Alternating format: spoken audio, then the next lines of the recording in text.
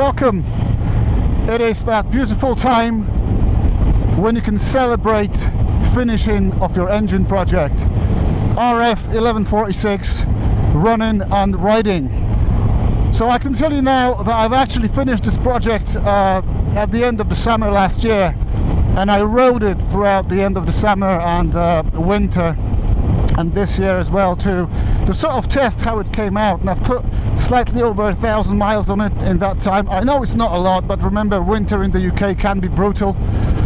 And also I ride other bikes, so that's the reason why. But apart from a few slight problems,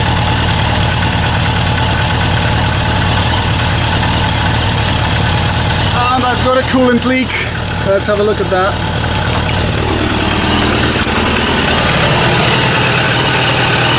So it's pissing coolant from there. Bummer. So I had a coolant leak from one of the hoses. It was an old hose, so I've replaced it quickly. And then it seems to me that my jetting is a little bit too rich, so I'm going to have to rejet it. But apart from this, no complaints. 6-speed gearbox from RF 600 is holding up pretty well. The bike starts and runs nicely, hot or cold. But yeah, apart from this, I guess we can call it success.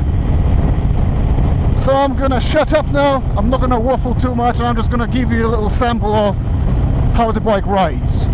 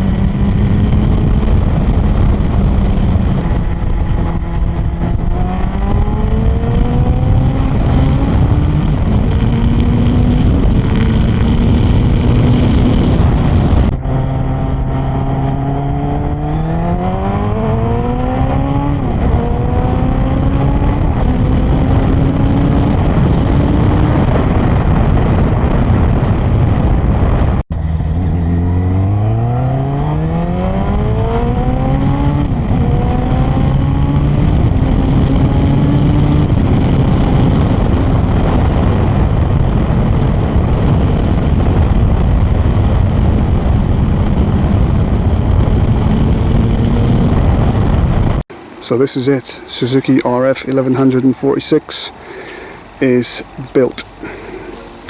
So I can tell you that I actually finished this project last year. I started riding the bike in September 2022. So anyway, this is the latest update of what it is. So as I said, I've been riding this bike sort of on and off from September last year since the build. So let's just sum it up. So I've got GSXR 1100W crankshaft and connecting rods in RF 900 crankcases, which by the way are the same crankcases as GSXR 1100 ones. I've got GSX 1100G pistons. Those are 78mm pistons. Those are again the same as in GSXR 1100K and L, the oil and cooled GSXR. And so the water-cooled barrels, which are stock 75.5mm, were bored out to 78mm, which is pretty much the max of what you can do on those barrels safely. And when I say safely, you know, there's a caveat there. And this obviously has RF 900 cylinder head, which is bone stock valves, stock camshafts and stock ports. There's been nothing done to it. I've just basically replaced valve stem seals and checked the springs and cleaned it. That's pretty much it. I'm in the UK, so the climate here is somewhat colder, and so far so good, no problems at all. I had a few situations where I was stuck in traffic, and you know, the engine was idling for quite some time in fairly warm days, and I could tell that actually temperature is going up quicker than in a stock RF, but as soon as you start moving it drops down to an acceptable level, so I think this should be okay. I've spoke to a few people who actually built those engines for the GSXR, and they said, I actually spoke to one guy who had a Bimota SB6 with barrels bored out to 78mm, and the guy told me, don't worry, just keep watching that temperature and you'll be fine. And it's got a 6-speed transmission from RF 600, or GSXR 750 if you will, because allegedly those were the same transmissions in the first few years. So how does it ride? Lovely.